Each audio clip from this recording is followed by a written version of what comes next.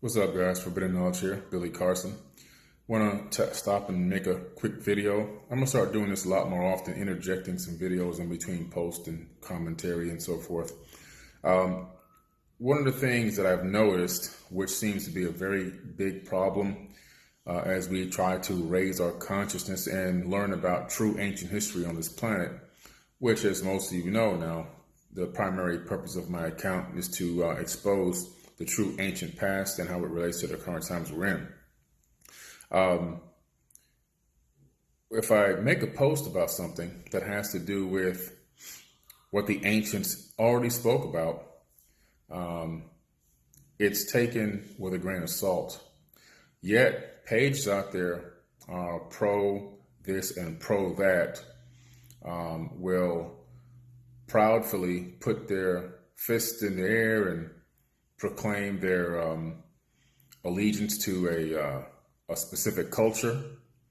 And as soon as the people that actually lived in the real culture make a statement about something that's finally learned, that's written in etched in stone, written in cylinder scrolls, written into certain scriptures or papyrus that have been discovered and found, that state that they were all visited, no matter where you go on this planet, all 7 continents, no matter what ancient civilization you come in contact with, they were all visited by some people from somewhere else.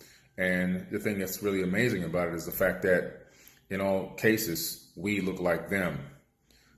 So these are our cousins and so to speak, probably our progenitors.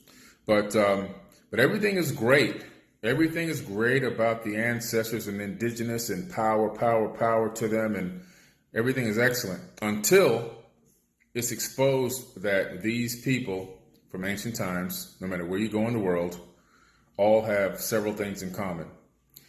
The discovery of giant bones, the discovery of elongated skulls that are not elongated from skull binding. They're elongated because that's the way they were born. They have 2 parietal. We have 2 parietal plates. They have 1. It's not skull deformation. It's actually larger skulls, much larger than ours. And you cannot get a larger skull from skull binding. From binding, you actually get a smaller skull with the oval shape. The people that we're talking about, that we're referencing, from all over the planet, not just in Peru, not just in Africa, all over the planet, these skulls are significantly larger. The jaw bones are significantly larger.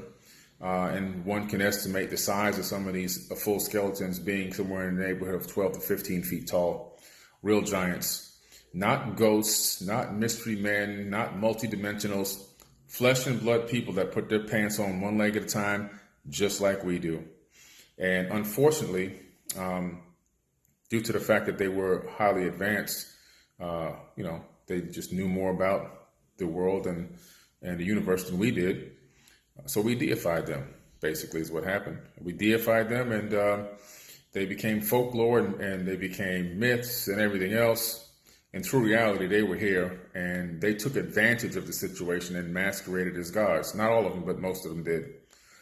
These are the people that are written about in your religious books, not the creator of the universe. So, what really amazes me, though, like I said before, was the fact that a specific group of people online, which promote pride in this and pride in that and support your ancestors and your ancestors this and your ancestors that.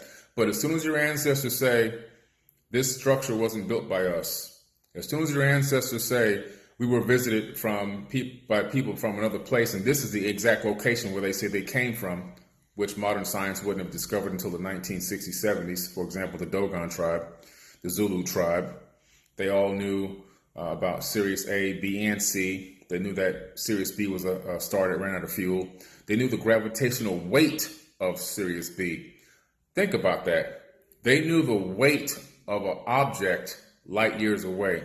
They also knew the shape, sizes, and colors of all of the planets in our solar system, the speed of our planet's orbit around the sun, and even the speed of our sun's orbit around the galactic equator, or the supermassive black hole at its center. But as soon as you bring that up to these proud people, they want to instantaneously deny it and say it's fake and it doesn't exist and humans are it and everything else and we did this and we did that and we. You can't have both. You can't have pride in the ancients and your ancestry and then at the same time when they tell you what went down back then, deny it. That's a duality that is all based on ego. So, it's a slap in the face to your ancestors is what it really is. If your ancestors tell you that something happened, something happened. These people didn't have time 15, 20, 30,000 years ago to just make up stories about people coming from other planets and not only that, naming the locations of these star systems and so forth, and just accidentally, coincidentally getting them all correct by accident on purpose. So my advice to you guys, take your big E for ego out of your way because it's blocking you from becoming an ascended master. If you really want to get to the higher levels of consciousness and learn about what happened in the ancient past, why learn about the past? Because the past is prologue. The past is the future. You can go back in time to 2019 BCE and you'll discover a very similar civilization and similar problems to what we're having today in 2019 CE. So these are the situations that we're facing, and to get out of this loop of cyclical rise and fall of civilizations, we must master this cycle. And the only way to master this cycle is we have to learn the truth about the ancient past, and we need to dig in deep and do some real research and investigation.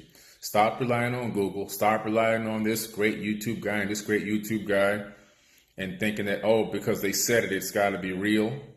No, it's called listen to all the YouTube videos, read all the books and all the text, read all the articles, and then go do your own research. Dig deeper. So many people know that I have been promoting and talking about the Sumerian tablets on my account since day number 1. As a matter of fact, my last post that I just made a little while ago was about an elongated skull, or elongated skulls, literally from around the world. My very first post on this account was what? You guessed it. An elongated skull. The very first post on Forbidden Knowledge. The skull with 1 parietal plate instead of 2.